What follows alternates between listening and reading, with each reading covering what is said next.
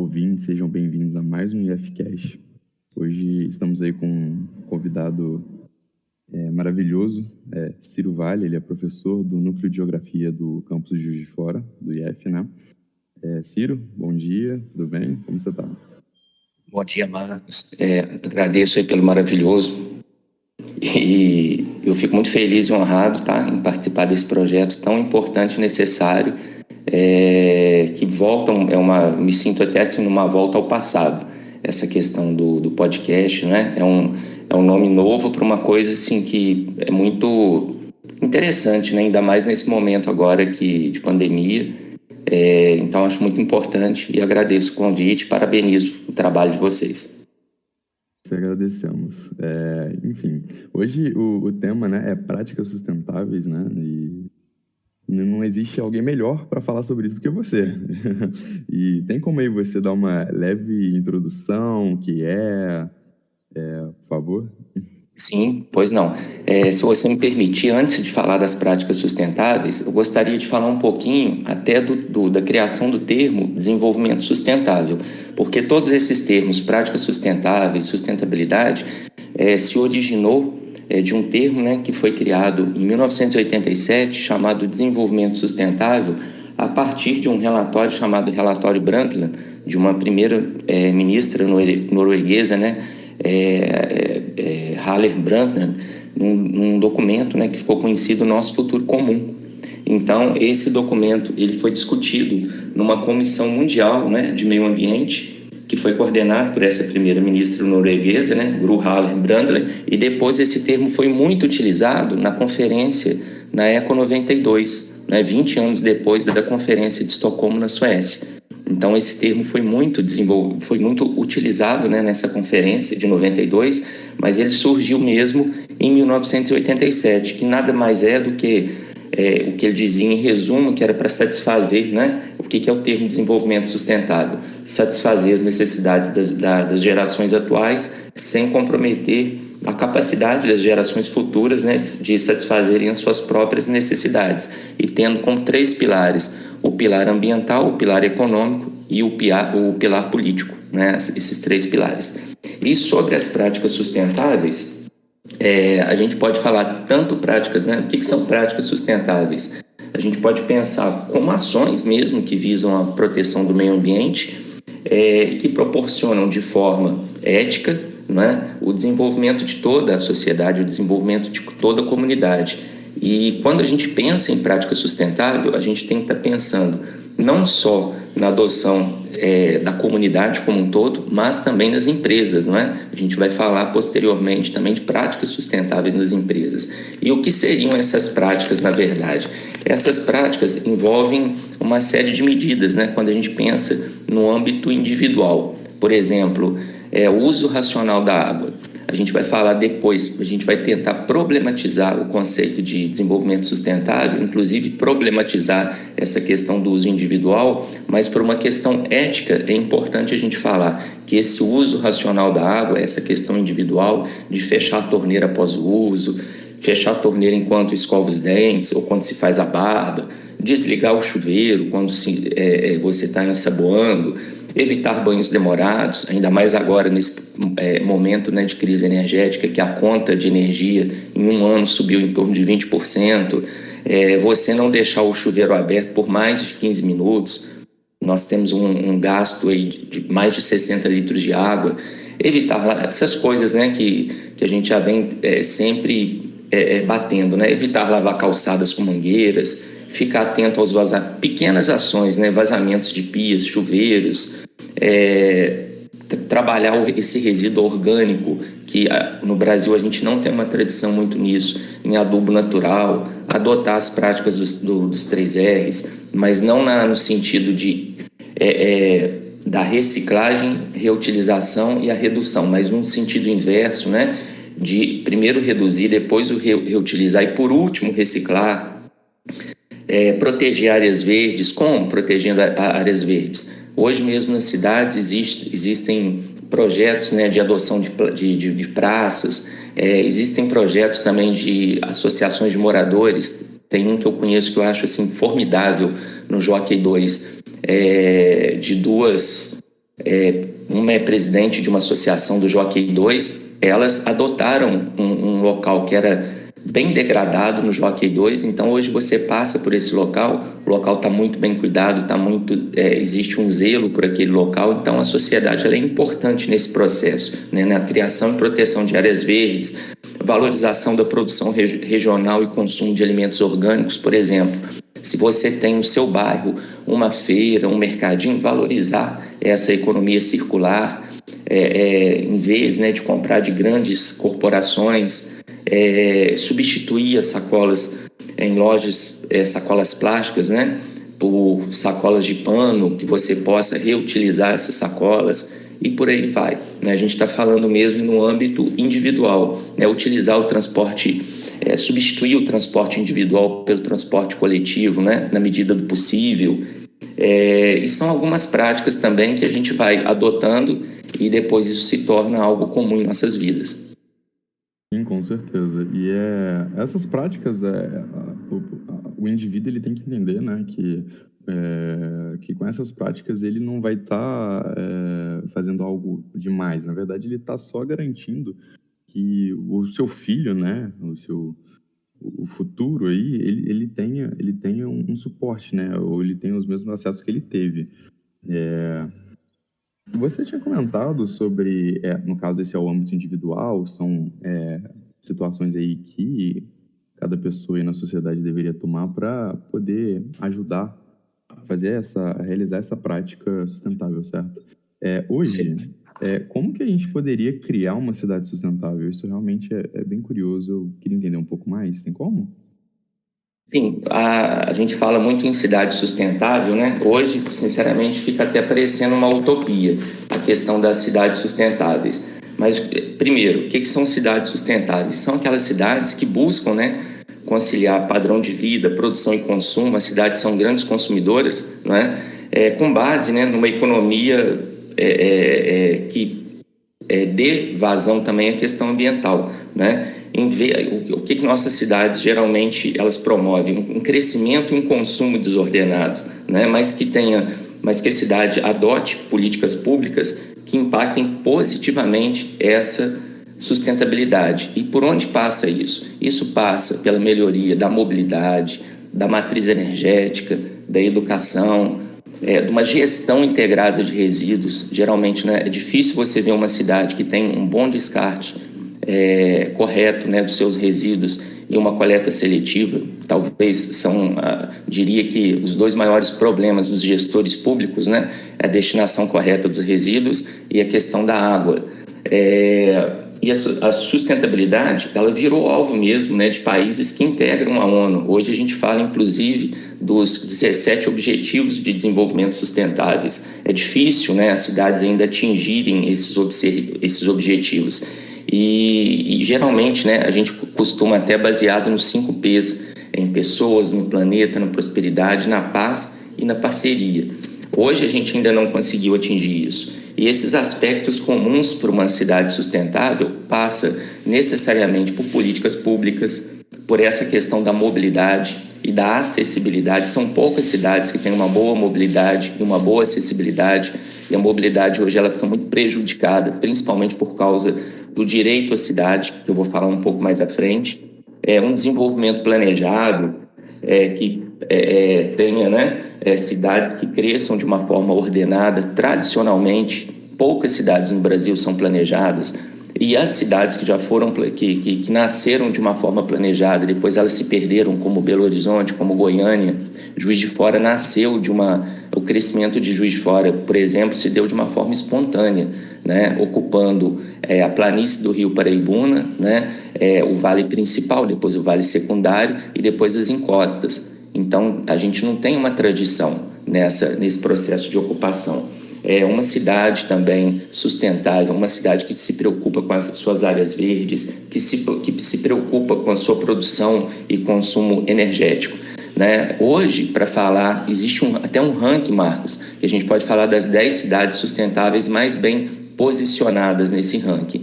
É triste, né? Porque dessas 10 cidades não tem nenhuma cidade brasileira. 8 delas estão na Europa, sendo 3 na Alemanha, né? Frankfurt, Hamburgo e Munique, não me lembro bem o nome da Zurique, na Suíça, Londres, na Inglaterra, e uma cidade já da Europa Oriental, que é Praga, na República Tcheca, e só 2 na Ásia. No Brasil, existe também um índice, né, principalmente baseado nos aspectos ambientais, na educação e na questão de urbanismo e energia. E a gente destaca, né, 3 cidades, São Paulo, Florianópolis e Curitiba, né, que sempre teve uma tradição nessa parte de sustentabilidade, que vem lá da época do Jaime Lerner, que faleceu recentemente, né? Então, a partir daí que a gente busca, né, essa sustentabilidade baseado no respeito dos gestores aos limites do processo de ocupação. É difícil você ver todas as cidades possuírem uma defesa civil, né, que é importante também para planejar as ações da cidade de Juiz de Fora. A gente pode falar que ela é muito privilegiada em relação a isso, a questão da defesa civil, até porque a cidade de Juiz de Fora tem uma geografia muito delicada e que todo cidadão também, Marcos, ele tenha direito à cidade. Esse é o problema, não é? A gente sabe que nem todo cidadão tem direito à cidade. Esse direito à cidade foi até um livro de um filósofo, de um sociólogo francês chamado Henri Lefebvre, num livro mesmo chamado Direito à Cidade, em 1968. E esse direito à cidade não é um direito individual do cidadão, é um direito coletivo, né? São pessoas que são excluídas da sociedade, que vivem em guetos e longe dos equipamentos urbanos. E quais são esses equipamentos? O teatro, o cinema, a escola. Então essas pessoas são cada vez mais jogadas para longe das cidades, né, do filé das cidades. Então a gente pode pensar, vou dar um exemplo para você aqui no processo de gentrificação em Juiz de Fora, o bairro Dom Bosco. A população do Dom Bosco ela foi pressionada com novos equipamentos que surgiram, né, o Hospital Monte Sinai, até por causa da localização da universidade, da Avenida Itamar Franco, de empreendimentos que surgiram no Shopping Independência. Então, essa população ela é excluída da universidade, né? Foi feito até há muito tempo já um estudo. Pouquíssimas pessoas que moram no Dom Bosco têm acesso à Universidade Federal de Juiz de Fora e muito próximas fisicamente, né? Então, essas pessoas elas vão geralmente trabalhar no Shopping Independência, elas não vão consumir, né, o Shopping Independência. E cada vez mais elas são afastadas. A tendência é que elas sejam excluídas, porque o valor dos imóveis passa a ser mais caro, e elas vão então ocupar áreas mais deterioradas dos centros, né? Eu faço muito essa observação. Se nós pensarmos até na própria localização do Colégio Militar de Juiz de Fora, que está numa região conhecida como Zona Norte, mas na realidade é a Zona Noroeste daqui da cidade, o Colégio Militar, apesar de muito próximo, de fisicamente próximo a bairros que têm uma vulnerabilidade muito grande, como Jockey 2, Jockey 3, Parque das Torres, é quase impossível você ver um aluno de uma escola pública, que tenha feito uma escola pública, estudar no Colégio Militar. Então você cria áreas, espaços elitizados das cidades. Então, ocorre essa segregação socioespacial. E isso, né, o acesso à educação, o acesso à saúde seria, na minha visão, uma sociedade, uma cidade sustentável. Então, a gente precisaria ter essa recuperação coletiva dos espaços urbanos por esses grupos marginalizados. Tem até um pesquisador muito importante, muito interessante, chamado David Haver. Ele fala que o direito à cidade ele é muito maior do que a liberdade individual para acessar esses recursos urbanos. Parte mesmo de movimentos sociais, de reivindicações coletivas, inspiradas na melhoria do acesso a esses bens, não é? E por quê? Porque o desenvolvimento hoje ele é impulsionado pelo mercado, pelo capital, né? Por empresas. Então nós precisamos do poder mesmo da classe trabalhadora, das pessoas negras, dos imigrantes, dos jovens, de todos aqueles que querem uma sociedade democrática. E a pandemia ela mostrou isso para a gente muito, né? Quais são as pessoas que ficavam mais potencialmente, né,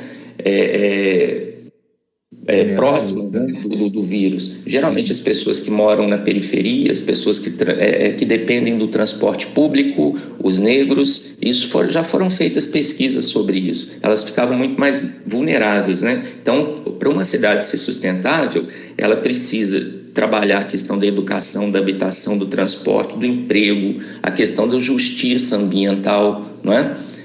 Mais para frente a gente vai falar sobre o manancial da represa, de Chapéu d'Uvas, né? Que é um manancial que hoje abastece a cidade de Juiz de Fora, o direito à cultura, né? Eu já tive alunos, quando eu trabalhei na rede municipal e na rede estadual, que nunca tinham visitado o Teatro Central. Então, para essas pessoas, né, senhoras que pela primeira vez visitavam o Teatro Central, porque acaba sendo um espaço, por mais que hoje, né, seja um espaço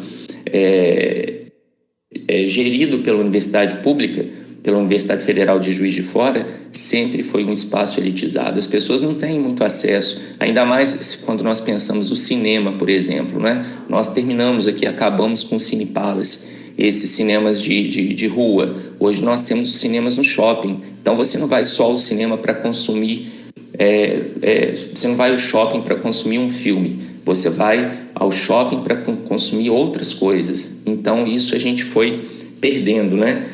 Principalmente esses espaços públicos. Então a gente vive mesmo, como David Harvey diz, uma época de construção de muros nas cidades. As cidades, elas deveriam unir pessoas, mas elas, a cada vez mais, elas deixam essas pessoas distantes. E tem até uma música do Rapa, chamada Minha Alma, que fala muito sobre isso, né? Uma cidade marcada pelo racismo, pela pobreza, pela violência, né?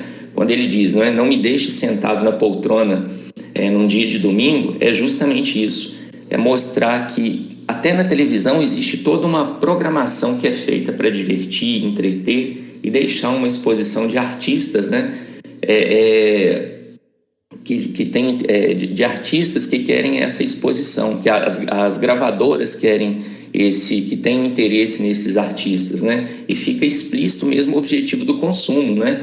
Tanto que o que o Rapa diz, para a gente não aceitar isso passivamente, né? Tem até uma outra frase do Rapa nessa mesma música que diz, uma outra, né, frase muito interessante, que as grades do condomínio são para trazer proteção, mas também trazem a dúvida se é você que está nessa prisão. Então a gente vê hoje muitos condomínios. Então, na verdade, é uma cidade que não une, é uma cidade que gera muros e gera insegurança, ou seja, ninguém, eu acredito, que esteja feliz com essa situação. Então falta muito para a gente ter acesso a uma cidade sustentável. Então ela depende muito do gestor público e da participação da sociedade civil organizada nesse processo, da participação das ONGs, do terceiro setor, do empresariado. Só assim a gente consegue viver numa cidade onde todos tenham direito à cidade. Realmente, tem um termo que é muito usado, que é pelos jovens principalmente, que é quando você torna algo um pouco mais elitizado, algo que é da cultura, tipo, que é normal, que é do cotidiano, e você acaba deixando isso de forma elitizada, que é gourmetização. E você acaba deixando, com esse termo, você acaba gerando, em vez de, como você mesmo explicou, em vez de você unir a comunidade, você acaba segregando ela, você acaba separando ela e marginalizando, né, muitas das vezes, o que é o que geralmente ocorre. E em falar em empresariado, a gente estava falando sobre a cidade sustentável, sobre a questão do indivíduo e até mesmo como a gente poderia criar uma. Mas como que as empresas entrariam nesse termo? Como elas adeririam às práticas sustentáveis? Então, a lógica do empresário é muito baseada na acumulação do capital. Muitas vezes, assim, o próprio sistema capitalista, mais aí à frente a gente vai falar um pouco dessa problemática do desenvolvimento sustentável. Primeiramente, ele pensa no lucro. Se não der lucro, muitas vezes ele acaba não se envolvendo também. E muitas vezes a questão da sustentabilidade, ela fica muito na publicidade e em estratégia de empresa. Tem até uma pesquisa que mostra, aqui no Brasil, que quase 80% das práticas sustentáveis de empresas se limitam mesmo a uma coisa mais pontual de lideranças ou uma coisa mais voltada na empresa de departamento. E ainda mais hoje que a questão ambiental está tão desprestigiada, ela virou artigo de perfumaria, né? A gente tem um ministério que é contra o meio ambiente, a gente tem toda uma organização que, né, o Brasil hoje vive isso, em relação aos recursos hídricos, em relação à questão da política de proteção às nossas reservas legais, em relação à proteção, de modo geral, ao meio ambiente. Então, essas práticas, hoje, das empresas, elas fazem também com que as empresas tenham mais força no mercado, porque isso também gera até uma conquista maior das empresas nas bolsas de valores. Então, existem algumas práticas das empresas, porque senão também elas não conseguem se envolver no mercado, elas não conseguem pontos no mercado. Então, por exemplo, em 2005 foi criado um índice de sustentabilidade das empresas, que é um selo, né, que é oferecido para as empresas que aplicam práticas em temas, questão da mudança climática, corrupção, conflitos de interesses. Então, as empresas que implementam melhores práticas, elas podem até serem consultadas nesse índice de sustentabilidade das empresas e terem as suas ações nas bolsas de valores mais bem valorizadas, né? Isso é analisado muito. Então, as empresas hoje também elas têm que atender alguns preceitos também do desenvolvimento sustentável, que é um critério que mede as ações nos âmbitos ambiental, social e a governança das empresas. Isso gera uma visibilidade maior, um melhor posicionamento da marca, né? Uma consciência de marca. Porque hoje o cidadão também tem como ele boicotar determinadas empresas que não tenham uma prática sustentável. Então, as empresas hoje elas são impulsionadas a terem, pelo menos que no verniz, ações socioambientais. Por exemplo, se você me perguntar se eu entro na Avan, aqui em Juiz de Fora, eu não entro, é um direito de eu não entrar. Por quê? Porque eu associo o proprietário da Avan ao governo atual. Então, hoje existe muito isso. Então, as empresas hoje elas estão muito preocupadas. Agora, lógico que tem muito verniz, né? Uma empresa fala que é sustentável, mas ao mesmo tempo vou dar um exemplo aqui de várias empresas aqui em Juiz de Fora que fazem isso, de grandes geradores de resíduos. Eles pegam seus materiais recicláveis, por exemplo, o papelão, e eles negociam com os grandes recicladores. Eles poderiam pegar parte desse papelão e doar ou vender para algumas associações de catadores, mas ele está sempre baseado na acumulação de riqueza. Falta essa sensibilidade. Então, logicamente, hoje, para ele vender o seu produto, para ter a sua marca associada a essa questão ambiental, ele desenvolve algumas práticas, mas ainda necessita de mudanças ainda significativas, e o poder público também ele tem que trabalhar, é muito importante nessa PPP, nessa parceria público-privada, para que os empresários fiquem mais sensibilizados e que o governo também consiga, né, desenvolver essas práticas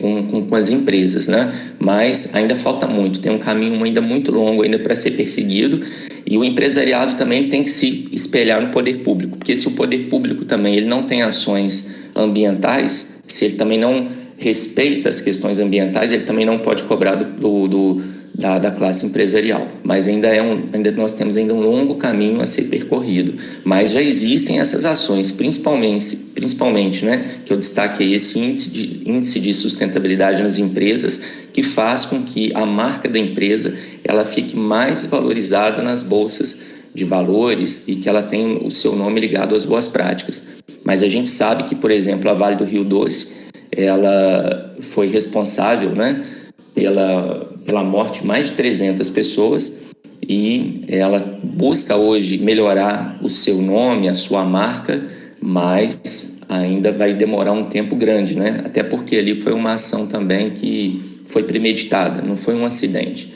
Aquilo ali foi um risco calculado. Até quando a gente pensa nessas empresas de grande porte, a gente tem até uma ideia de que eles não são tão sensíveis, né? Isso pode se notar no quesito da Vale, por exemplo, quando é dito que ela calculou a vida de pessoas, que sairia mais barato até. E, enfim, é de frustrar qualquer um, né? Principalmente. Mas o brasileiro em si, acho que a memória é muito curta, então, enfim, acho que nesse cálculo acaba entrando esse fator aí de que o brasileiro acaba esquecendo com o decorrer do tempo. Só para pegar um gancho nisso aí que você falou, Marcos, da Vale do Rio Doce, a Vale tem ações que são negociadas na Bolsa de Valores de São Paulo, Paris, Madrid, Nova York. Então ela meio que se coloca meio assim, acima do bem e do mal. E eu lembro na época que o presidente da Vale, Fábio, não me lembro o sobrenome dele agora, ele comparou a multinacional a uma joia, que ela não poderia ser condenada, né, pelas mortes, né, pela soma das mortes em Brumadinho, né? Então, por quê? Porque ela gera empregos. A ideia do empresário é que ela gera empregos, né? E a mesma empresa que gera empregos, ela tira vidas. Então, a Vale dá, mas a Vale, né, tem até um texto muito interessante da Daniela Arbex, a Vale dá, a Vale tira. E para aquelas pessoas que tiveram seus parentes né, mortos naquele episódio, eles acreditam, né, que a empresa poderia ter evitado, mas muitos não têm para onde ir, então continuam trabalhando na Vale, né, e muitos nem receberam a devida indenização, né? Quando a gente pensa, né, nas leis de crimes ambientais, a gente não vê um dirigente da Vale respondendo. Eles podem ter respondido de forma administrativa, mas criminalmente não, a gente não vê um dirigente da Vale preso. É difícil a gente ver alguém, por exemplo, do poder público, um gestor, um prefeito, que pratica um crime ambiental, que, por exemplo, constrói um lixão ou um aterro controlado que soterra nascentes e que está respondendo hoje judicialmente, administrativamente. É muito difícil. Por quê? Porque geralmente o poder político está associado também ao poder econômico. Então, isso, o Brasil, né, como eu digo, o Brasil tem que percorrer um caminho muito grande. E por isso que a importância dos movimentos sociais para a fiscalização, porque existem os órgãos de fiscalização, só que esses órgãos de fiscalização, muitas vezes, eles não têm tanto poder quanto os órgãos, o poder executivo, muitas vezes, que na canetada resolve alguma coisa à revelia. Então, a gente precisa muito da participação popular, a gente precisa que a sociedade participe das audiências públicas, que ela saiba o que está acontecendo, né? Aquela frase, né, de você pensar globalmente, mas agir localmente. O que está acontecendo na sua cidade? Você está participando? Porque não adianta só criticar, não adianta só fazer uma ação de uma crítica pela internet, né? Eu me lembro bem desse sociólogo alemão chamado Ulrich Beck, ele que coloca essa reflexão para a gente, né? O fenômeno da globalização. Cada um precisa fazer a sua parte. A nossa ação é muito importante. A ação do Marcos, a ação da Márcia, a ação do Ciro vai influenciar amigos, vizinhos, familiares, né? Então, é importante que a gente participe ativamente, não só hoje pelas redes sociais, porque hoje, né, todo mundo lacra pelas redes sociais, todo mundo sabe de tudo, mas é importante você participar da audiência, é importante você participar dos movimentos. Eu lembro, isso foi em 2019, o presidente aqui em Juiz de Fora do Comitê das Bacias do Rio Preto e Paraibuna, ele fez uma grande sensibilização na mídia contra o processo de poluição do Rio Paraibuna, né? O Rio Paraibuna, praticamente, ele é um esgoto a céu aberto, né? Ele só tem 8% do esgoto tratado. A gente tem um processo aí de despoluição do Paraibuna que já se arrasta há algum tempo. Então, eu me lembro bem que ele fez uma ação de mobilização social para que as pessoas participassem num domingo dessa mobilização próximo ali ao Posto Bonitão. Foi assim uma vergonha, né? Eu lembro que no dia anterior houve uma mobilização na imprensa, saiu no jornal, saiu na TV Integração, no Tribuno de Minas, e olha, se havia próximo ali às margens do Paraibuna, no Posto Bonitão, umas 12 pessoas, era muito. Então, assim, onde nós estamos, né? Então, a gente tem que entender o nosso papel na sociedade também, né? Esse papel coletivo, que não adianta... A gente aqui no Brasil, a gente tem uma noção que alguém vai resolver o nosso problema. E a gente já teve decepções muito fortes em relação à questão de prefeito, em relação à questão de governador, em relação a presidente da República. A gente já teve experiências muito ruins. Ou é o síndico que vai resolver o problema do prédio, é o presidente da República. Então, a gente tem que pensar coletivamente, pensar o nosso direito, mas o nosso dever também na sociedade. Realmente bem colocado, porque o brasileiro como um todo, ele sempre quer muito o direito dele, mas nunca o dever, né? Ele sempre quer, parece ser até uma via de mão única, porque tem a questão de você cobrar, por exemplo, os políticos, mas a gente esquece que eles são só o espelho da nossa sociedade, né? Sim, a nossa sociedade é tão corrupta quanto eles. Você rouba, você passa a perna em alguém para ter que tirar vantagem, assim como eles fazem. Não mudou muita coisa. Claro que eles estão mexendo diretamente ali com poder, né? Com poder público. Mas eles são só o nosso reflexo, né? E a questão da falta de sensibilidade, por exemplo, das empresas, no quesito da Vale, o ser humano hoje, globalmente falando, com a dinâmica do cotidiano, ele acaba perdendo essa sensibilidade também, como mesmo foi colocado aí, da questão das margens aí do Paraibuna. Se tinha 12 pessoas era muito. Isso porque ainda teve 12 pessoas, entendeu? Realmente muito complicado lidar com isso, porque é muita cobrança, mas nenhum retorno, sabe? É realmente difícil. Mas, voltando àquela questão dos materiais recicláveis, a gente tem a questão dos catadores, né? Que eles até mesmo são bastante marginalizados aqui em todas as cidades, não só exclusivamente em Juiz de Fora. E qual que é a importância desses indivíduos que trabalham com a reciclagem, com a questão dos materiais recicláveis? Marcos, eles são assim de extrema importância na cadeia da reciclagem. 90% do material que vai para a reciclagem passa de forma direta ou indireta pelo catador, seja o catador autônomo, ou o catador associado, ou o catador que vive em cooperativa. Só para exemplificar aqui em Juiz de Fora, nós temos aqui 3 associações de catadores e hoje aumentou muito o número de catadores, né? Principalmente aí da população em situação de rua, daquele catador que no final do dia tem o seu dinheiro ali para atender uma necessidade básica dele. Então, em Juiz de Fora, por exemplo, a gente não tem nem 1% de coleta seletiva. A gente não atinge aqui um percentual de 1%, a gente já tem um percentual aqui de 0,23%. E a média nacional também não é muito alta, a média nacional é de 3%. E por quê? Primeiro, não existe uma gestão integrada dos resíduos sólidos.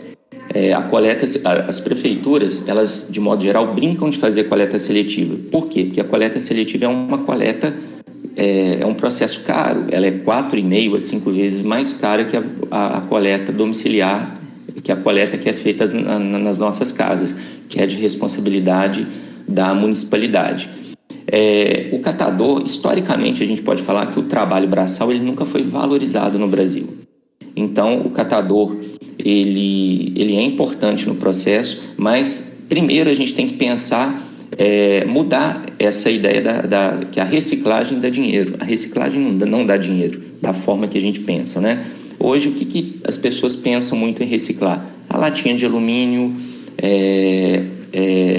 o papelão, mas se nós pensarmos mesmo a cadeia como um todo, o vidro hoje, o catador, por exemplo, de uma associação, o quilo do vidro chega a 3 centavos. Então, se esse catador vai comercializar 3 toneladas, ele vai ter um valor de R$90. E muitas vezes ele vai receber 90 dias depois.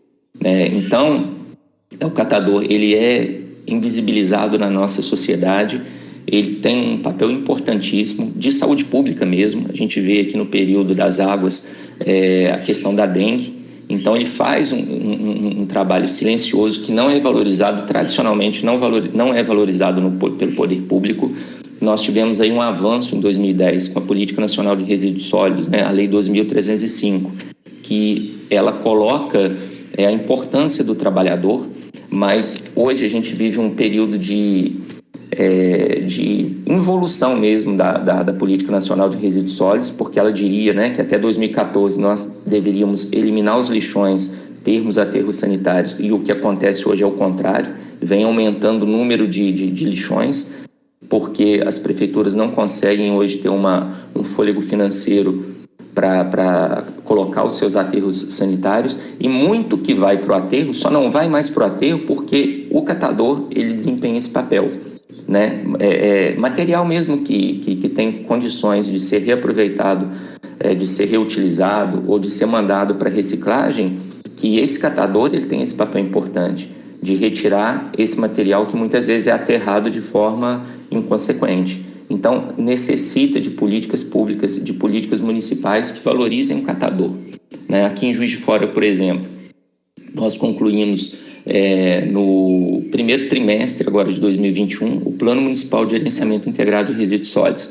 Esse plano municipal, o que ele diz?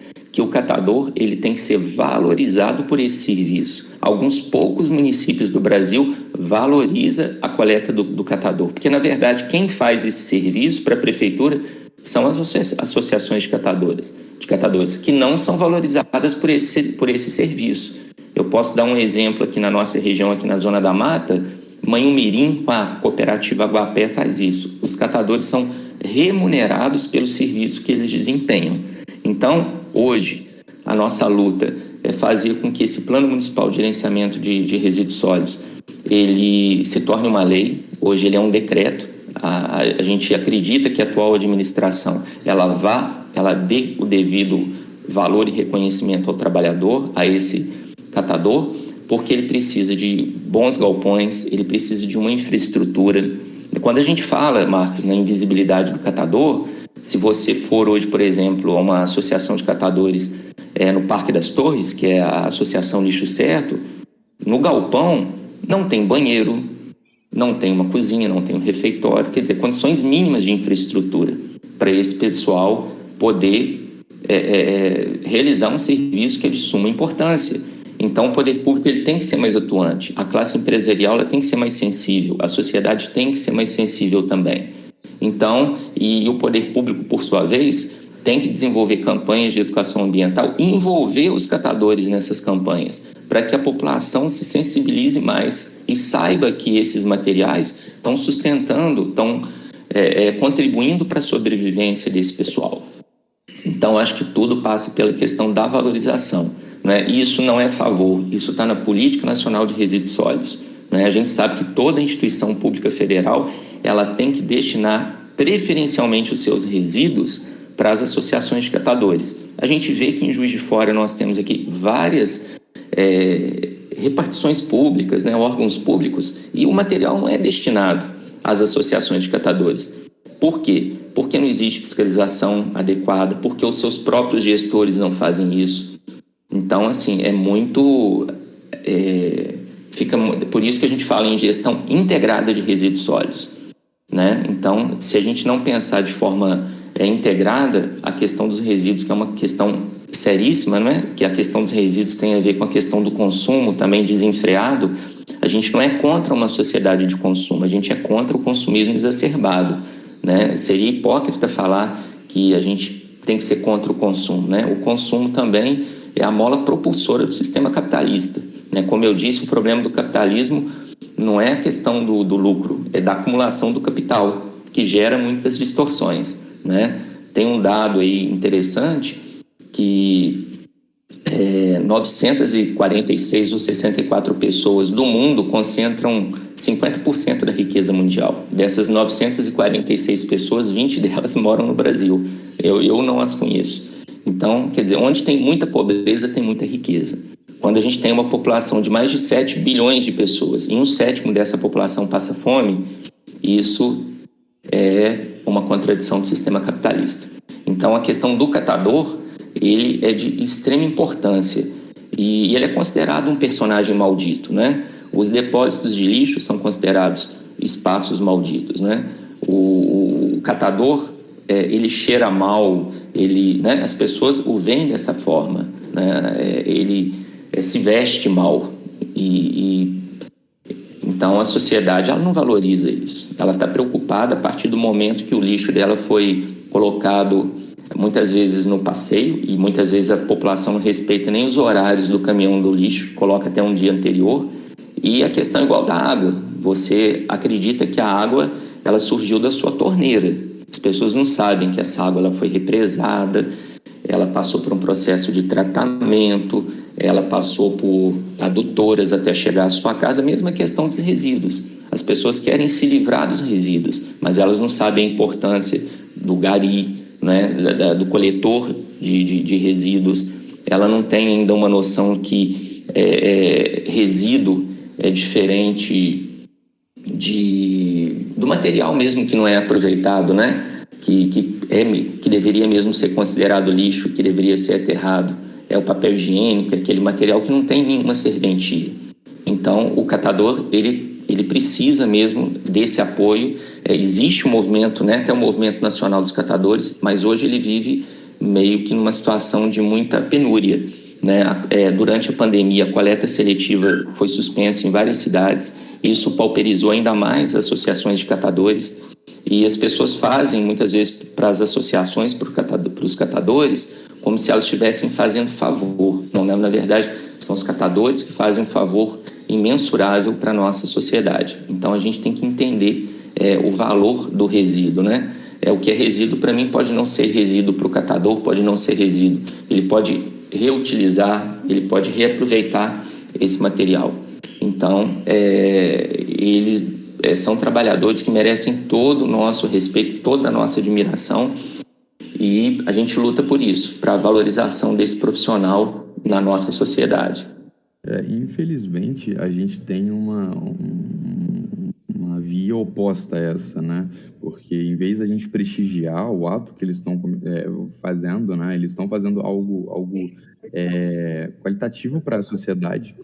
E, ao contrário, a gente abomina, a gente marginaliza e traz esse preconceito em torno das pessoas que trabalham com a reciclagem, que trabalham com a coleta de resíduos, e realmente, até não dá para entender, né? Assim, dá por hora, como foi colocado, porque tem pessoas que acham que a água só sai da torneira, né? Não entendem o processo que leva a trazer essa água, né? Assim como colocado aí, que colocou o lixo para fora e já não quer saber mais o destino, né? Só fez a segunda pessoa já fez a parte dela colocando o lixo para fora e já não quer saber mais como vai ser tratado esse resíduo, para onde vai, como vai, enfim. O Marcos, e é importante a gente pensar também, tem um filósofo, né, o Emílio Ainger, ele fala muito a questão dos resíduos, né, da relação dos resíduos com a morte relacionada ao consumo, né? A nossa sociedade, de modo geral, ela consome muito e ela é uma sociedade do desperdício, ela descarta muito. E ela não tem uma boa relação, a nossa sociedade não tem uma boa relação com a morte.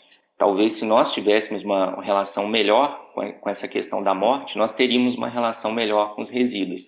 Porque muitas vezes a gente tem o prazer mais em descartar um material que pode ainda ser aproveitado, porque esse material que a gente acha que é antigo, ele nos remete que nós também estamos envelhecendo. Então, a gente prefere descartar, né? Somos uma sociedade do descarte, uma sociedade do desperdício. Então, a gente também é um pouco reflexo disso, né? O Brasil, ele nasce assim, desde o seu processo de colonização, desperdiçando, até porque é um país de dimensões continentais, de muita abundância. Então, a gente deveria também até pensar sobre isso, a nossa finitude, né? A nossa sociedade, ela não lida bem, uma sociedade... a sociedade ocidental ela não lida muito bem com a questão da morte. E os depósitos de lixo, eles nos remetem muito isso também, a questão daquilo da degenerescência, aquilo que não serve mais. E importante dizer também que muitos filmes, eles acabam reproduzindo isso. O que eles poderiam fazer um serviço bacana para a valorização do catador, eles fazem de serviço. Nós temos aí filmes clássicos, como por exemplo Ilha das Flores, que é um curta-metragem que foi super premiado. Ele coloca que não me lembro se era do Jorge Furtado, que o catador come depois dos porcos. Por mais que o Jorge Furtado tenha tentado falar que o filme é uma ficção, aquilo ficou impregnado na mente das pessoas. O catador, ele não come depois dos porcos, né? Ele, pelo contrário, ele tem toda uma dignidade. Então, o Lixo Extraordinário, que teve a participação do Vic Muniz, ele esteticamente ele é tão perfeito como Ilha das Flores, mas ele peca nisso, porque ele mostra que o processo criativo do resíduo, dos catadores, está fora do galpão. Ele não coloca que o galpão, que o processo criativo do catador está dentro do galpão, que ali existe todo um processo de sofisticação, de separar os materiais, né? Então, infelizmente, os filmes também acabam estereotipando mais a figura do catador, não é? É difícil você ver um filme que coloca o catador com toda a sua essência, com toda a sua contradição, né? Um dos filmes assim maravilhosos que eu gosto é Boca do Lixo, do documentarista Eduardo Coutinho. Então ele coloca que o catador, ele não é um coitado, que ele sente raiva, que ele sente alegria, que está ali porque muitos estão ali porque querem, muitos estão ali porque não querem, porque não tem uma outra, mas mostra o catador mais humanizado e menos romantizado. Então, hoje, por exemplo, a situação dos catadores, você pode até ajudar com uma cesta básica, mas isso não é o que os catadores querem. Eles querem reconhecimento, eles querem se sentir valorizados. Hoje, por exemplo, né, a gente está caminhando daqui a pouco para o período das águas. Nessa associação que eu lhe falei, Associação Lixo Certo, no Parque das Torres, através de muitos eventos, eles conseguiram cobrir o seu galpão. Mas o galpão ainda falta a cobertura lateral. No período das águas eles sofrem muito, por quê? Porque o material molha, o papelão molha e tem uma desvalorização também, né? E muitos catadores ali é um serviço meio que sazonal. Muitos catadores saem das associações porque eles não têm como triar o material na chuva. Então, ainda precisa muito ser feito ainda, pelo poder público, pelos empresários e pela sociedade civil organizada, de entender os catadores, do serviço deles e ajudá-los não com um certo paternalismo, mas a gente busca hoje a profissionalização desses trabalhadores, que eles tenham prensas, mesas, veículos, né, adequados, que eles possam também fazer o recolhimento do material, porque são trabalhadores importantíssimos para o pleno funcionamento das cidades. Ciro, você ressaltou muito esse ponto aí da participação do poder público e ainda mais assim falando de forma descentralizada, né, focando nas prefeituras e tudo mais, mas como é que é essa situação assim, de forma geral? As prefeituras, os estados, eles têm hábito, como é que é a questão tipo, do dinheiro que eles mesmos acabam arrecadando? O quanto disso fica para eles mesmos? Será que uma mudança nesse sentido, na forma com que o dinheiro é distribuído dos impostos municipais, estaduais, vai para Brasília, volta para cá? Será que a forma como é feito hoje não atrapalha essa questão? Olha, o poder público ele é responsável pela limpeza pública, né? Por exemplo, nós temos aqui um órgão hoje municipal, que é o DENLURB, né? O Departamento Municipal de Limpeza Urbana. Ele é responsabilizado pela limpeza, né? Pela coleta de resíduos da cidade. Só que nós temos aqui tipo uma secretaria de meio ambiente, mas as associações de catadores, elas não são pagas pelas prefeituras. Então, o que as prefeituras devem fazer? Todas deveriam pelo menos fazer um plano municipal de gestão integrada dos resíduos. Poucas prefeituras fazem isso, é igual o plano diretor, né? O que é o plano diretor? O plano diretor é um plano, toda cidade acima de 20 mil habitantes tem que ordenar o crescimento do município. E todo município, todo gestor, ele deveria primeiro fazer um mapeamento de quantas associações de catadores, de quantas cooperativas, investir nessas associações e valorizar essas associações, porque isso já consta na política nacional. Só que nós temos uma política federal, mas nós temos que investir em políticas estaduais e políticas municipais. E muitas vezes não existem políticas municipais. Então, por isso, a importância da participação coletiva, né? Por exemplo, a gente tem uma lei, que é a lei dos recursos hídricos, mas a gente não tem, Marcos, uma lei municipal de proteção dos mananciais. Então, por exemplo, o que está acontecendo hoje em Chapéu d'Uvas, que é um processo de especulação imobiliária, querendo transformar um manancial de importância imensa aqui para Juiz de Fora, na questão da vazão do rio Paraibuna, e também hoje nós consumimos água de Chapéu d'Uvas, mais de 40% da água vem de Chapéu d'Uvas. Existe todo esse olhar hoje da especulação imobiliária. Então, como a gente pode proteger mais o manancial? Fazendo um projeto de lei, já existe até uma proposta de projeto de lei para preservar aquela área, assim como existem planos municipais que valorizem mais o catador, porque o catador hoje, ele não tem hoje um respaldo do município, né? Ele vive de promessas do município, mas não tem nada que respalde ele que ele vai receber uma transferência de um recurso. Então ele fica na mão da administração. Por exemplo, nós temos hoje aqui em Juiz de Fora uma diretora do DENLURB, graças a Deus, ela é uma diretora de carreira. Como assim? Ela é uma engenheira, Gisele Teixeira, ela já está no DENLURB há um bom tempo, ela conhece do DENLURB, sabe? Então, a gente espera muito dessa gestão, justamente por isso. Porque muitas vezes, quando determinados gestores ocupam cargos, que muitas vezes são cargos comissionados, cargos de confiança, essas pessoas não têm a mínima noção do que elas estão trabalhando, né? Às vezes você pega uma pessoa da polícia militar, que foi coronel da polícia, que foi comandante da polícia, nós já tivemos aqui em Juiz de Fora, ou uma outra pessoa indicada pelo prefeito para fazer um agrado a determinado partido político que é da situação, que apoiou o prefeito. Então, hoje existe uma consciência que esses trabalhadores eles precisam ser remunerados, não é? Então, para que isso fique concreto, hoje é um decreto, mas isso ainda precisa mesmo passar por lei, né? Porque o que é um decreto? O decreto está valendo nessa administração, mas isso tem que ser votado na Câmara Municipal, dando todo esse respaldo aos trabalhadores que são associados, para que eles sejam valorizados e remunerados pelo que eles fazem. Para que em Juiz de Fora aqui, por exemplo, seja traçada uma rota, que o DENLURB trace aqui uma rota, para que essas 3 associações de catadores atuem recolhendo, né, fazendo a triagem do material e colocando esse material novamente na cadeia de reciclagem.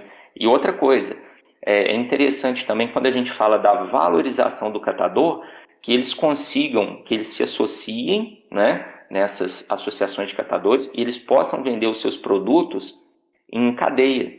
Ou seja, o que acontece hoje com o catador? Ele vende o produto para o atravessador. Então o atravessador ganha em cima desse catador que vende para a indústria. Se essas associações, mesmo se elas mantiverem a sua independência, mas, por exemplo, se unirem para vender o papelão, para venderem o plástico, para venderem PET, qualquer material, eles podem vender e ter em cadeia, né, em rede, e ter uma maior valorização do produto. Porque tem toda uma cadeia, né? A ponta final está o catador, né? Então, e é por isso que a gente fala que a reciclagem ela é voltada para atender às necessidades da indústria. A gente não vê, por exemplo, reciclagem de determinados produtos. Por exemplo, a reciclagem do vidro, ela paga muito pouco ao catador, às associações, né? Por isso que a gente diz que a reciclagem ela atende aos interesses da indústria. Então, antes da gente reciclar, a gente tem que diminuir, a gente tem que reduzir, reutilizar e, por último, desenvolver o processo da reciclagem. E lembrando também que a reciclagem é um processo finito. E lembrando também que quando eu reciclo, eu estou despendendo também um gasto energético. A gente fica pensando assim, o problema do consumo está resolvido porque eu vou reciclar à vontade. Não, a gente não pode reciclar à vontade. a lógica do capitalismo é esse, que tudo se resolve pela reciclagem. Não é bem assim. Professor, bom dia, né? Aqui é o Bernardo e eu queria te fazer uma pergunta. Porque, assim, eu lembro que é, eu lembro que os países europeus eles são tanto quanto referência, países desenvolvidos são tanto quanto referência na área de desenvolvimento de energia sustentável. Qual, por exemplo, se eu não me engano, a Alemanha ela é referência na placa de energia solar. Você tem o consumo de carros elétricos e híbridos na Europa como o maior mercado consumidor. Você tem a Tesla nos Estados Unidos, que tem desenvolvido carros de alta tecnologia, que são 100% elétricos. E no Brasil você não vê esse cenário avançando muito. É uma tecnologia muito cara de você importar, que não é todo mundo que tem acesso. Você tem o mercado um tanto quanto fechado a essas novas práticas, essa nova tendência. Aos poucos, os carros híbridos, por exemplo, têm chegado no cenário nacional. Mesma coisa valendo para placas de energia solar e tudo mais. Então, queria que o senhor falasse um pouquinho sobre o que a gente precisa fazer para que esse mercado ele entre, ele consiga se consolidar no Brasil como um todo, e o que a gente pode fazer para que a gente não dependa dessa tecnologia externa. O que o Brasil pode fazer para ser autossustentável e não depender também dessas tecnologias importadas? Pergunta muito interessante. Então, o que acontece com a questão da matriz energética brasileira? Por incrível que pareça, o uso de fontes renováveis no mundo ainda consegue ser menor que do Brasil. Apesar dos exemplos dados aí por você, no mundo a gente tem em torno de 15% de uso de energias renováveis. E no Brasil a gente tem mais de 40%. Isso por quê? Porque o Brasil é um país privilegiado, né, em termos continentais, em termos climáticos, a posição do Brasil, um país tropical. O Brasil tem tudo isso a seu favor, a seu favor. E só para você ter uma ideia aqui, o uso de fontes não renováveis no mundo é 86%, no Brasil é 56,5%. Mas o que acontece? O Brasil, historicamente, ele nunca teve essa preocupação de diversificar a sua matriz energética. Hoje, a questão da energia solar e da energia eólica, ela vem aumentando, mas ela é muito tímida ainda no Brasil, né? Nós tivemos aqui o apagão em 2001, provocada por uma crise hídrica, é muito parecida, né, com a crise que nós estamos passando aqui em 2021, né, que hoje a gente tem os níveis dos reservatórios baixos, né? Dos últimos 91 anos a gente tem uma escassez hídrica que gera essa situação. Mas por quê? Porque nós somos dependentes da matriz hidroelétrica, né, de transformar a energia mecânica da água em energia elétrica. E a gente não diversificou a nossa matriz energética. De 2001, aí entra uma questão de planejamento estratégico. A gente não tem essa preocupação de planejamento estratégico. O Brasil tem uma disponibilidade solar imensa, o Brasil tem uma disponibilidade de biomassa imensa, o Brasil tem uma disponibilidade em algumas regiões de energia de eólica imensa, e o Brasil hoje importa 5% da sua energia. Então, o que acontece hoje não é culpa, a gente não pode falar que é uma questão só ambiental. Tem a questão ambiental? Tem a questão ambiental, né? Porque nos últimos anos nós tivemos os índices pluviométricos no Brasil aqui foram muito baixos, mas tem uma questão também de dependência dessa matriz energética baseada na hidroeletricidade. A gente precisa diversificar a nossa matriz energética, né? Segundo os especialistas, até o ano de 2030, eles colocam 30 por 30. 30% da nossa matriz energética tem que estar apoiada na energia solar e na energia eólica. E a gente hoje no Brasil, a gente é muito dependente ainda. E lembrando também que a energia hidroelétrica, apesar da água ser uma energia renovável, ela gera impactos ambientais gigantescos do ponto de vista ambiental, do ponto de vista social, porque você tem que deslocar comunidades, você impacta determinadas florestas, né? Porque tem que ficar submersas, então você acaba ali também com vários ecossistemas. E só que hoje o governo está querendo sobretaxar a energia solar, cara. Então fica mais inviável ainda. E por mais interessante que a energia solar seja, ela ainda é inviável para o consumidor. As pessoas querem ter placas fotovoltaicas, mas ainda é um processo caro. Você tem que colocar um inversor, você tem que você tem que pagar a empresa. Então, o governo ele deveria investir nessas fontes, mas aí entra uma questão mesmo de falta de planejamento. Por quê? Porque você, para ter um retorno disso, é um retorno a médio e longo prazo, não é? E hoje, um dos principais problemas que a gente fala hoje de um possível apagão em 2021, mas nós tivemos depois do apagão que nós tivemos em 2001, nós tivemos vários blackouts. Nós tivemos apagão em 2002, 2007, 2009, 2013. E esses apagões são gerados por quê? Por problemas nas linhas de transmissão, né? Geralmente as áreas que geram energia, regiões que geram energia, elas estão distantes dessas regiões que são consumidoras de energia. Então você deveria investir mais nessas linhas de transmissão. Geralmente é problema de queimadas, né? Nós já tivemos aqui problemas de queimadas nas estações, em turbinas. Então a gente fica muito refém e parece que nesses 20 anos todos os governos, né? Eu lembro que o apagão em 2001 foi no governo Fernando Henrique Cardoso, e isso tem como impacto um problema na economia. Isso tem um impacto também no empobrecimento da população, né? No último ano, a conta de energia subiu 20%. E o que o governo faz hoje? Ele manda você tomar banho frio, cara. Como assim? Ele manda você não usar elevador. Quer dizer, ele não combateu, ele já sabia que nós passaríamos por um problema de crise energética. Então é muito fácil, cara. Para que a gente vai tomar banho frio? Para a gente iluminar as mansões dos políticos, né? As piscinas dos políticos. Então a gente tem que cobrar mesmo, né? Desse governo e dos outros governos também que não diversificaram a nossa matriz energética. Então eu digo para vocês que o problema energético do Brasil não é um problema ambiental.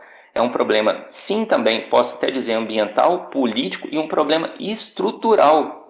É um problema estrutural, é um problema que não vem de agora. Então agora a gente fica com medidas paliativas, o governo mandando você diminuir, por exemplo, eu lembro em 2001, né, eles orientavam a gente a usar a lâmpada LED, mas o que consome mesmo é o chuveiro, não é a lâmpada, você pode até desligar, fazer uma energia e tudo.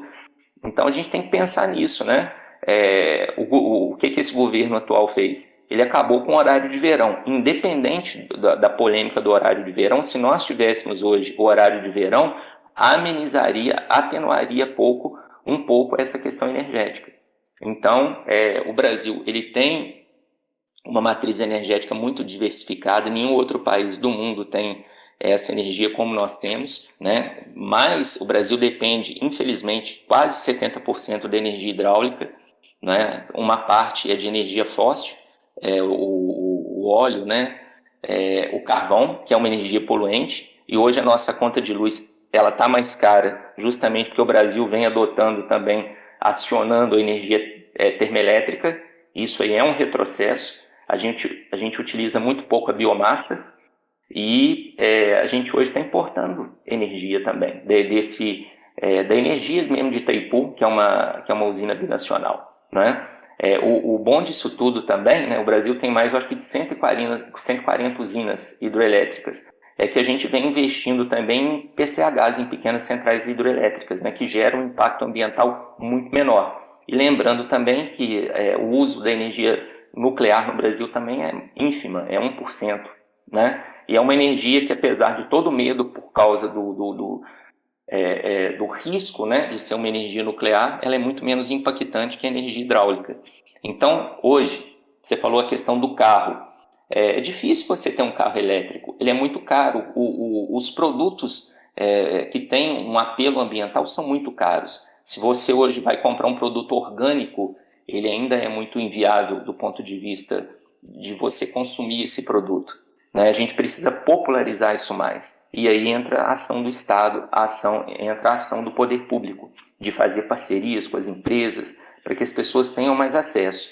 Então, por exemplo, hoje, numa casa, não me lembro agora, mas para você colocar umas 14, 16 placas fotovoltaicas, não fica menos de R$ 16.000. Isso para você ter um retorno financeiro daqui a 4, 5 anos. Então, isso acaba inviabilizando muito a adoção de práticas sustentáveis. Às vezes as pessoas têm até interesse em desenvolver isso, mas às vezes as pessoas não têm condições, né? Por que muitas pessoas utilizam transporte individual? Por exemplo, moto cresceu muito nos últimos anos. Porque o transporte coletivo também é de baixa qualidade, o que é oferecido à nossa população, né? Tanto que eu falei para vocês que os negros, os pobres, eles ficaram muito mais vulneráveis na pandemia que a população mais abastada, né? Porque essa população mais pobre, ela ficou muito mais propensa,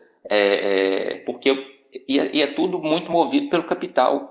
Eu vejo assim, se o sujeito ele tem uma birosca, uma mercearia, ele tinha que fechar a sua mercearia e aquilo ali era a sobrevivência dele. Mas os grandes mercados, que são grandes geradores aqui em Juiz de Fora, inclusive de resíduos, eles tiveram suas portas abertas, eles não fecharam.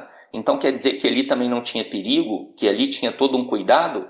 Lógico que não. Então a gente ainda está sempre apoiado nessa lógica capitalista. E falta na visão dos nossos governantes diversificar essa matriz energética, né? Em muitos países da Europa, a gente sempre coloca também que a Europa é exemplo, mas eles utilizam também carvão, utilizam fontes, porque eles também não têm muito nuclear, né? Então, aqui no Brasil, a gente tem meios para fazer isso. O que precisa ocorrer mesmo é uma vontade política e uma para a gente diversificar a nossa matriz energética. Professor, quando eu converso, eu estou com meu pai, com os meus tios e tudo mais, e a gente tem conversas, eu consigo perceber que a minha geração, eu inclusive, sou muito mais adepto a essas novas formas de energia alternativas. O meu exemplo mais comum são os carros híbridos e elétricos do que essas gerações antigas. Você acha que essas gerações mais passadas elas têm um certo grau de como que eu posso dizer? Eles ficam um pouco receosos, um certo grau de resistência quanto a essas novas formas de energia? Não, sinceramente, eu nunca pensei nisso assim. Pode até ocorrer isso, mas eu creio que isso está atrelado muito mesmo a campanhas de sensibilização do poder público para o uso dessas energias. Por exemplo, você falou das gerações passadas. Vamos pegar o carro a gás. O gás, né, ele é muito menos poluente que a gasolina e o álcool. Só o que precisa para o carro a gás ele ter uma valorização maior? Ele precisa de política pública, né? Ele precisa de incentivo. Hoje, para você ter um carro a gás, anualmente você paga uma taxa anual tipo de inspeção veicular. O carro a gás ele consegue ter uma economia muito maior, né? Você tem que pagar essa taxa anual, que é uma taxa que deve girar em torno de uns R$ 600. Além disso, de tempos em tempos você tem que trocar o cilindro. Além disso, você tem que ter postos, quando você faz uma viagem, que atendam também, né, gasodutos, né, para que tenham postos, né, para que você consiga abastecer. A gente não tem incentivo do governo nesse aspecto. Então, estou falando aqui do GNV, do gás. Então, isso se torna pouco interessante, né? No Rio de Janeiro se utiliza, a frota de taxistas utiliza muito gás. Aqui em Juiz de Fora, o gás ele voltou à tona, foi em 2018 com a crise aquela greve dos caminhoneiros, né? Porque a gente viu, inclusive, que a gente tem um sistema de transporte todo baseado no rodoviarismo também, que é uma outra tragédia, que foi uma outra opção errada do Brasil. Nada contra o rodoviarismo, o problema é você escolher uma única matriz também de transportes.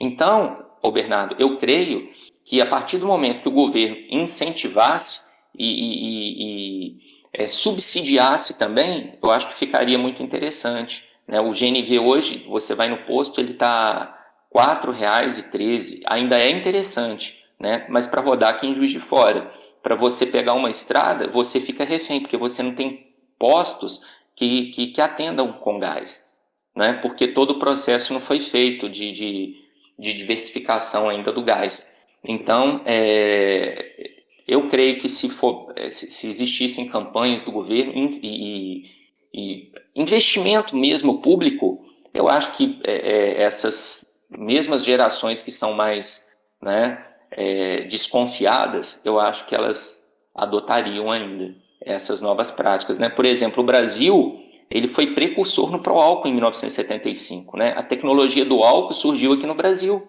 né? Então, e o álcool hoje é subsidiado ainda pela gasolina, pela Petrobras. Então, e o álcool também, a gente sabe que existe todo um processo de impacto ambiental na extração, né, dessa cana, mas o que eu vejo mesmo é investimento. Eu acho que se houvesse investimento, campanhas de educação ambiental, e eu acho que as pessoas, aos poucos, elas iriam aderir. Mas o problema é esse, né? O problema é muito fácil hoje você falar para a pessoa utilizar o ônibus, mas se o ônibus, muitas vezes, a frota está sucateada, obsoleta, se ele não passa na hora, aí a pessoa acaba optando mesmo pelo transporte individual, né? E existe uma cultura nossa também, do brasileiro, a gente está muito atrelado ainda na questão da nossa imagem na sociedade com o carro. É muito fácil as pessoas falarem, use o transporte solidário, mas as pessoas também não usam, porque isso durante muito tempo significava de você reutilizar determinadas coisas, significava pobreza, né? Hoje, se você perguntar para uma pessoa que passou pela faculdade e vai arrumar o seu primeiro emprego, a primeira coisa que ela pensa é comprar um carro. Isso já está impregnado na nossa cultura também, né? Então, você pode até estar certo, né, em relação... eu desconheço isso assim para falar com profundidade, que as pessoas mais velhas são mais resistentes, mas eu vejo que o que a gente necessita também é investimentos do poder público em campanhas que mostrem para o cidadão comum que ele pode investir naquele tipo de tecnologia, que ela vai dar um retorno, num tipo de matriz energética que vai dar um retorno. Agora, se o governo quer taxar o sol, cara, que é uma energia natural, aí é brincadeira. Se quer taxar o vento, quer dizer, se o cara está gerando a sua própria energia, o governo quer taxar, isso dificulta para que ele utilize energia solar, isso dificulta para que ele utilize energia eólica, né? Então, aí a gente passa agora por essa crise, nós passamos, né? Depois os reservatórios vão aumentar os seus níveis e tudo. Daqui a pouco a gente está passando por uma nova crise. Por quê? Porque não houve um processo de planejamento estratégico. Isso, para mim, que é fundamental. Realmente é complicado. Eu estava até conversando com meu pai um tempo atrás, e a gente conversando sobre colocar as placas para fazer produção de energia solar. Só que é Só é realmente... resistente em Oi? relação a isso? Não, pelo contrário. A ideia até surgiu dele. Eu achei até interessante, porque ele comentando com o aumento da luz, e ele falando que realmente estava disposto a procurar saber mais sobre isso. E eu acho que é isso. Acho que, na verdade, não é uma resistência. Essa resistência não é natural da pessoa. Na verdade, ela é natural, sim, por desconhecer, muitas das vezes, os benefícios que aquilo vai trazer para ela, né? E, inclusive, em falando nessa questão da energia mesmo, no caso do apagão do Amapá, o estado que mais teve problemas com a questão energética mesmo foi o Amapá, saiu nos jornais, e ele foi a bandeira ali dizendo que tinha alguma coisa errada com, com a, com a entrega de energia. O que tem como falar um pouco de algo específico que aconteceu ali? Teve um problema na estrutura? Como funcionou ali? A questão lá do apagão do Amapá, né, que ficou muito veiculado aí no último ano, até porque isso interferiu também nas eleições municipais do estado, especificamente ali, pontualmente ali, foi uma questão mesmo de um incêndio, né, que acabou gerando impacto para quase todo o estado. Foi provocado né, por um incêndio numa das estações, eu acho que uma das principais estações lá da distribuição de energia, né, E ele foi tão sério que ele afetou as eleições municipais. Mas, além do Amapá, nós tivemos o apagão de 2018, que atingiu o norte do Brasil, o nordeste do Brasil, que também foi um blackout, né, causado por falhas no sistema de transmissão. Nós tivemos um em 2013, que atingiu o Nordeste, que aí foi uma questão de queimadas também, que mais uma vez atingiu as linhas de transmissão. Então sempre, eu não sei se você está percebendo, sempre o problema é a questão das linhas de transmissão, né? Em 2011 também nós tivemos um outro problema também no Nordeste, né? Ali já foi atrelado a uma falha nas subestações de energia. Nós tivemos um outro em 2009, que atingiu uma parte do Brasil, uma parte do Paraguai, que ali foi mais relacionado mesmo à questão de Itaipu, também das linhas de transmissão. E um em 2002, né? Nós tivemos o apagão de 2001, e em 2002 nós tivemos também um apagão provocado pelo rompimento das linhas de transmissões. Então, ou seja, rompimento de linha de transmissão, falha nas linhas de transmissão, falhas nas subestações e queimadas, elas dão, então, essa resposta, né? Então, nós tivemos, assim, seguidas 2002, 2009, 2011, 2013, 2018, 2020, e em breve nós teremos uma outra. Justamente, isso aí é o preço que o Brasil paga também de ser um país de dimensões continentais, de você ter que fazer essa distribuição, né, dessas linhas de transmissão. É um processo caro e por isso que a gente é muito dependente da água como uma fonte, né, de energia. Se nós tivéssemos essa diversificação, nós não teríamos esses problemas nessas falhas de distribuição. Porque, às vezes, a região que produz energia ela não consegue mandar essa energia, porque você precisa, além de produzir energia, de gerar energia, de transmitir por essas linhas. E aí dá algum problema dá falhas, né, na distribuição dessa energia por essas linhas de transmissão. Então, a questão do Amapá foi muito falado, mas nós não tivemos só de 2020, não. De 2002 até 2020, nós tivemos 1, 2, 3, 4, 5, uns 6 apagões, de 2002 até 2020. Então, são problemas crônicos, que o governo, muitas vezes, não coloca para a população qual é o real problema, né? Ele vai meio que dizendo, né, que a questão é a escassez de chuvas, que o governo não estava contando com isso, mas não existe um planejamento estratégico a longo prazo, né? A mesma coisa, se nós pensarmos aqui em Juiz de Fora, hoje nós consumimos água de Chapéu d'Uvas, consumimos água da represa Dr. João Penido. Essa represa é de 1930, se eu não me engano. Então, se o prefeito, à época, não tivesse pensado nesse planejamento, hoje a gente teria um problema de água, né? Se o Melo Reis, quando ele pensou em construir a rodoviária onde hoje ela se encontra, na época todo mundo falava, nossa, mas é longe pra cá. Nossa, a nossa rodoviária era onde hoje é Sesama, ali perto da Praça do Riachuelo. Olha que doideira, né? A gente já teve uma rodoviária ali. Então, o gestor ele tem que pensar a longo prazo. Hoje nós temos um aterro sanitário, que é regional, que fica no bairro Dias Tavares. Se a gente continuar nesse ritmo de consumo desenfreado, daqui a pouco a gente não vai ter mais um aterro sanitário. Onde que a gente vai dispor os nossos resíduos? Então, os gestores têm que pensar sobre isso. Então, existem formas da gente aumentar a vida útil do nosso aterro sanitário como? Mandando menos resíduos, né? Produzindo menos, colocando só aquilo que não tem como reaproveitar ou reciclar. Então, é questão mesmo de planejamento. Então, a questão energética, voltando à crise energética, é uma questão de planejamento, né? E isso gera consequências terríveis, perda no dinamismo econômico do Brasil, queda na produção industrial, a gente perde muito nas atividades produtivas, competitividade econômica, isso gera desemprego, isso o Brasil passa a ser visto no exterior também com maus olhos, né? O Brasil fica com a sua imagem deteriorada, e apesar dessa crise de 2001, não houve mudanças significativas na nossa matriz energética, né? O país continuou utilizando a fonte hidroelétrica, né? Então, a gente, na verdade, só está sofrendo uma coisa. Era uma tragédia anunciada. E a gente realmente corre sério risco de ter apagão esse ano, né? Se a gente não né?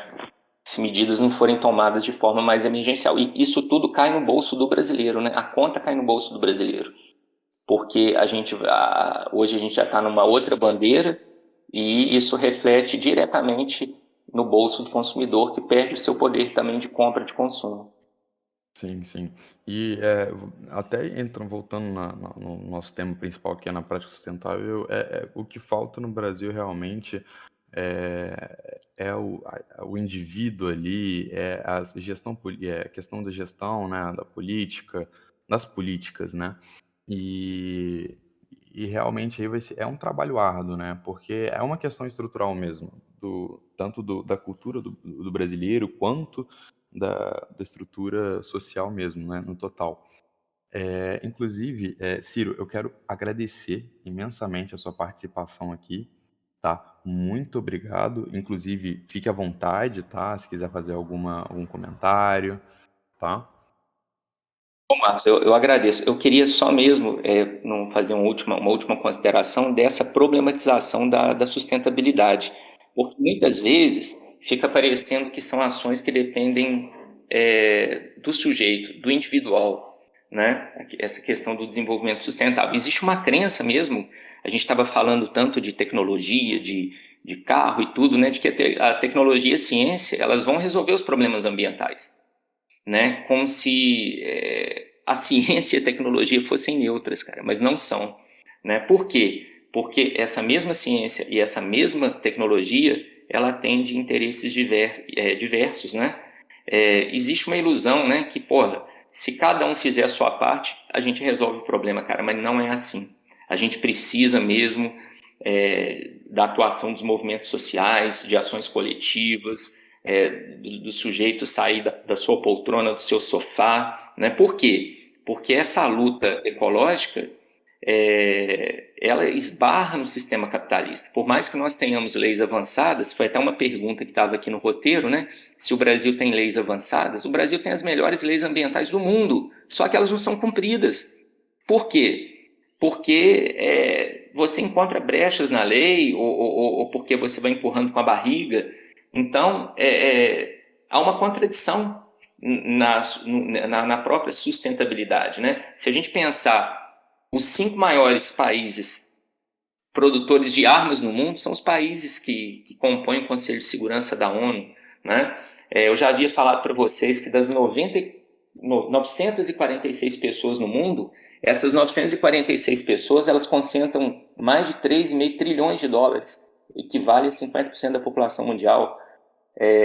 Os Estados Unidos sozinhos, eles são responsáveis por 30% do consumo mundial, e a África, ela tem apenas 1% do PIB, né? E a gente fala muito hoje em pegada ecológica também, e se a gente fosse mesmo adequar o padrão de consumo dos Estados Unidos, nós precisaríamos de praticamente quase 2 hectares para atender as nossas necessidades, ou 5 planetas, né? Os norte-americanos, né, eles consomem de uma forma tal que, se nós consumíssemos como os norte-americanos, nós precisaríamos de praticamente 5 planetas, né?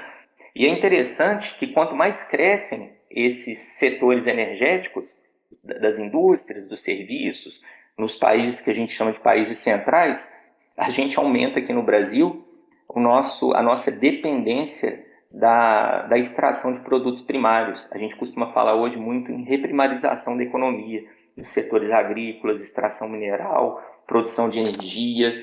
Então, a gente tem que pensar sobre isso. Quem produz o capital? A culpa é de quem, né? Quando a gente pensa assim, as ações antrópicas causadas pelo homem. Que homem?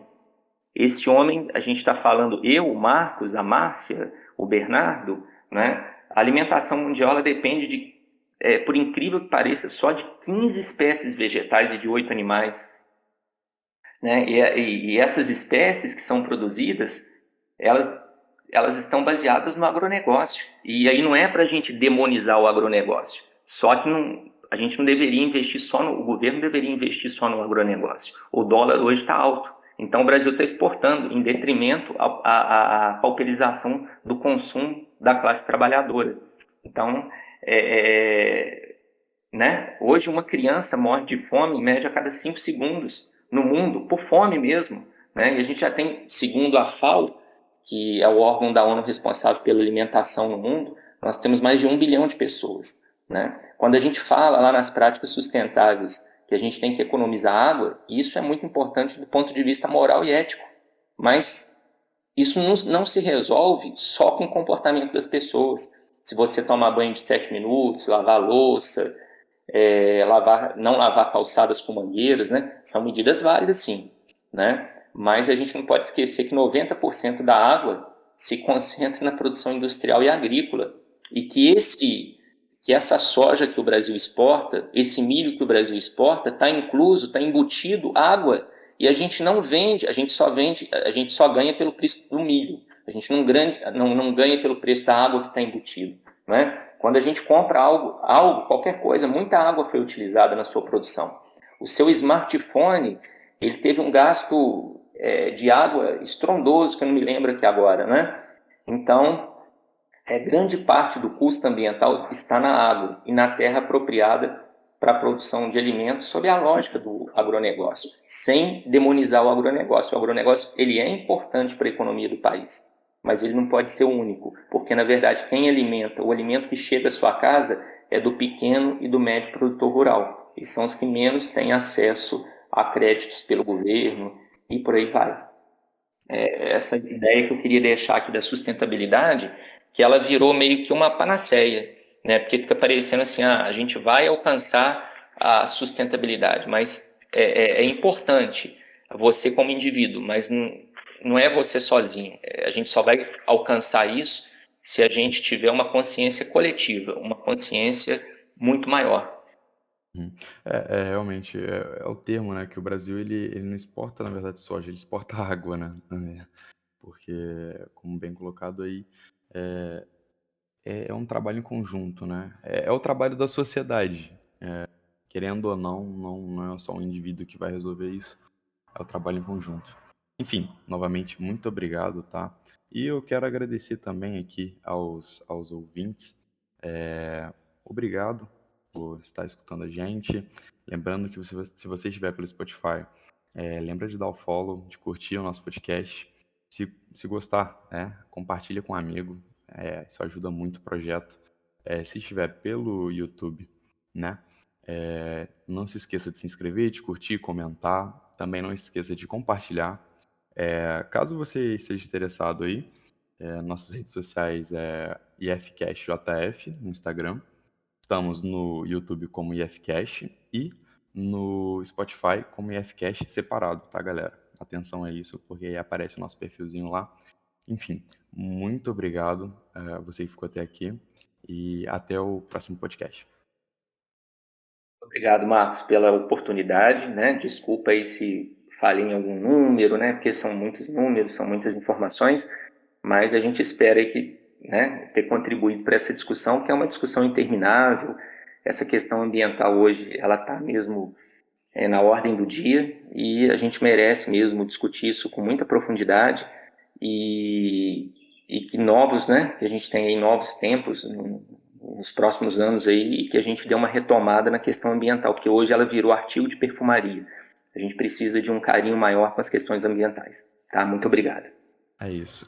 Fui lembrado aqui, aliás, de falar do nosso canal de cortes, tá?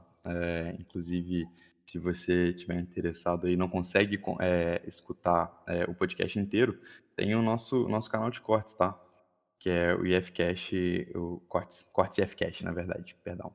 Inclusive, Ciro, você quer falar alguma coisa sobre os seus projetos? Fica à vontade. Eu agradeço mais uma vez a oportunidade, gostaria sim. Em 17 de dezembro agora, né? Finalizam os projetos de extensão e eu gostaria de falar, né, sobre 2 projetos que eu estou coordenando aqui no Instituto, aqui no campus Juiz de Fora, e projetos que vêm dando grande alegria, que eu venho fazendo em parceria com professores aqui do Instituto e com bolsistas também, que estão trabalhando de forma árdua, e a gente espera entregar também à nossa comunidade um material muito rico. O primeiro projeto que eu gostaria de enfatizar, que é um projeto de resgate de memória aqui do Tupi de Juiz de Fora. A gente sabe que a história do Tupi, ela se confunde com a história da própria cidade, né? O Tupi é um time mais que centenário, né? Tem 109 anos de existência, e esse projeto de extensão, ele visa resgatar as memórias de dirigentes, ex-dirigentes, ex-atletas, torcedores também, que estão no imaginário do clube, mostrando, né, essa importância da identidade juiz-forana. E qual é o objetivo desse projeto? A gente desenvolve esse projeto em parceria com a professora Patrícia Botelho, do Núcleo de Línguas. Então, a Patrícia, ela trabalha de forma magistral com 4 bolsistas, né, que estão trabalhando na elaboração de uma história em quadrinhos, desenvolvendo, né, um trabalho de um episódio do Tupi que ficou muito marcante, chamado Fantasma do Mineirão. Então, as meninas estão trabalhando na arte, né, na parte da diagramação, da colorização, do roteiro das histórias, e a Patrícia vem orientando, coordenando esse trabalho com muito esmero, com muita dedicação, né, com muita competência. E esse material, essa HQ, depois a gente está em busca de recursos também, o Instituto já se mostrou atuante também para imprimir um pouco do material, e a gente espera depois fazer algum tipo de parceria para que esse material, nós já fizemos uma parceria com uma escola da rede municipal aqui de Juiz de Fora, do bairro Bela Aurora, para que chegue às escolas da rede e os professores possam trabalhar esse sentimento de pertencimento com os alunos, a chamada topofilia, né, para conhecer a história do clube aqui de Juiz de Fora, né? Hoje tanto se fala no Manchester City, no Real Madrid, no Barcelona, né? E a gente esquece que a gente tem um clube aqui que foi muito importante para a história da cidade. Um clube que teve remo, ciclismo, handebol, basquete, vôlei, uma importância imensa, mesmo ele passando hoje por uma crise política e financeira. Então esse trabalho ele vem dando assim, uma alegria muito grande, além da revistinha em quadrinhos. Nós temos ainda mais 4 bolsistas que estão trabalhando também na produção de um documentário. Os meninos vêm realizando também entrevistas de forma online, né, pelo Google Meet. E é um trabalho que ao mesmo tempo envolve a extensão, envolve a pesquisa, porque os meninos estão pesquisando sobre a história do Tupi em jornais e buscando também um roteiro, né, para eles fazerem um roteiro das perguntas. Eles precisam também pesquisar sobre a pessoa que vai ser entrevistada, e nisso a gente foi tendo um desdobramento enorme, tem uma repercussão muito positiva. Os meninos também criaram um site, né, chamado Projeto Galo Carijó, com depoimentos, e a gente vem tendo o retorno muito positivo das pessoas que estão participando do projeto, das pessoas que estão sendo entrevistadas. Então, eu quero agradecer muito aqui a participação também da professora Patrícia, do professor Emerson, também do Núcleo de Geografia, que está ajudando também, orientando os meninos nas redes sociais, no site, com propostas também de quiz. E a gente espera terminar esse trabalho agora, né? A gente já está quase na finalização das entrevistas, depois a gente vai passar para a pós-produção, um processo de edição que vai ser feito também pelos meninos, eles que estão desenvolvendo o roteiro. E agradeço também imensamente ao nosso colaborador externo do projeto, ao professor de Educação Física e pesquisador Léo Lima, o maior pesquisador do Tupi aqui em Juiz de Fora, mais de 20 anos de pesquisa sobre o Tupi. Ele tem um verdadeiro acervo, né, em sua residência, e a gente vem ficando muito feliz com esse trabalho, né, que envolve, inclusive, essa questão da memória efetiva, a questão de termos tão caros à geografia como a questão da topofilia, né? Topo, lugar, filia, sentimento, sentimento de pertencimento, a questão da paisagem, a questão do espaço, e assim, para mim vem sendo um aprendizado enorme. Eu não sabia tanto do Tupi, venho aprendendo também, e espero, né, que a gente conclua o trabalho com muito êxito e que esse trabalho ainda perdure por um tempo. E o outro projeto, que eu também estou coordenando, é um trabalho envolvendo também as 3 associações de catadores aqui de Juiz de Fora, a Alicer, Associação Lixo Certo, a Apares e a Ascajuf, né? A Alicer no Parque das Torres, a Ascajuf, ela tem 2 núcleos, né? Um no bairro Santa Teresa, outro na antiga usina, no Distrito Industrial, e a Apares, próximo ao Corpo de Bombeiro. Esse trabalho também visa mostrar que a valorização das associações de catadores passa necessariamente pela melhoria da coleta seletiva de Juiz de Fora. Como eu disse, né, no nosso bate-papo, a coleta seletiva aqui em Juiz de Fora não chega nem a 1%. Então, o que esse trabalho, esse projeto de extensão visa? Visa também a produção de 2 materiais didáticos, né? Uma historinha em quadrinhos e um documentário. Nessa historinha em quadrinhos, nós vamos utilizar cada liderança da associação como um personagem. Então, eu tenho também alunas envolvidas no processo de roteiro da história e também no documentário, feito também de forma online. E nesse projeto nós tivemos também uma parceria muito interessante com a Universidade Federal de Juiz de Fora, através do Grupo de Educação Ambiental, do GEA, que é coordenado pela professora Angélica Cossenza, e a Intecop de Juiz de Fora, através da figura do professor Luiz Felipe Falcão. Então, tanto o Luiz Felipe quanto a Angélica, eles estão envolvidos conosco, né, nesse projeto.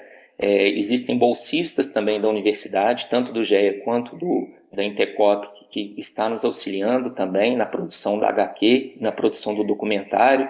Já nos deram oficinas também de documentário, oficinas de HQ, e contamos também com a participação nesse projeto também do professor Emerson, que está usando assim, de toda a sua criatividade para contribuir na elaboração do roteiro, orientando as meninas do documentário.